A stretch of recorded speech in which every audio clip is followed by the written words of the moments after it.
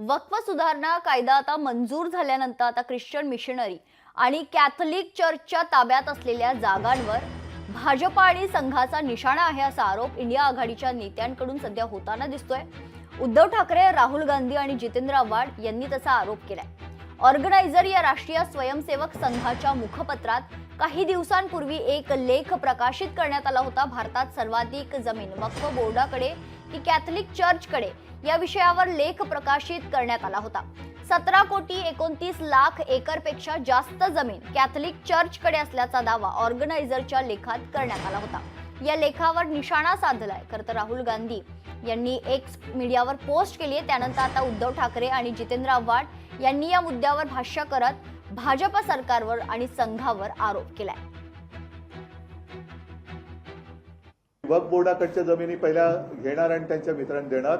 आणि मी तुमच्या लक्षात असेल, तुम्ही माझं रेकॉर्डिंग केलं असेल तर ते काढून बघू शकता की आता पुढची पायरी हे ख्रिश्चन कम्युनिटीकडे जेवढी जमीन आहे त्याच्यावरती घेतील, ती जमीन घेतील।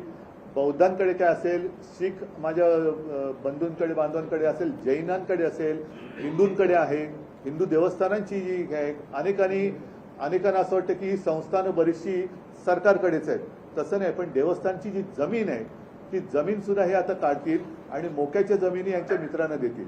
म्हणजे कोणत्याही समाजाबद्दल यांना मनामध्ये प्रेम नाहीये, यांचं प्रेम हे यांच्या मित्रांपुरतं आहे आणि ते सुद्धा जमिनीवरती आहे। या मोक्याच्या जागेच्या जमिनी काढून यांच्या मित्रांना द्यायच्या। मग ते आता काय होतं की आधी मुस्लिमांकडच्या काढल्या का तुम्ही हिंदू काय बोलणार, आम्ही त्यांच्याही काढल्या असं नाहीये, पण हे सगळे रांगेमध्ये काढणार आणि सगळ्यांच्या दोस्तांना देणार। त्याला आम्ही विरोध केलेला आहे। लोकसभेत आणि राज्यसभेमध्ये जेव्हा वक्फ म्हणजे मुस्लिम समाजाच्या दान केलेल्या जमिनीविषयी ताब्यात घेण्याविषयी सरकारने याच्यावर चर्चा चालत असतानाच या मासिकामध्ये छापून आलं ते ख्रिश्चन धर्मियांकडे वक्फपेक्षा अधिकच्या जमिनी आहेत। याचा दुसरा अर्थ असा की आता मुसलमानांच्या जमिनी झाल्या, आता ख्रिश्चनांच्या जमिनी ताब्यात घ्या।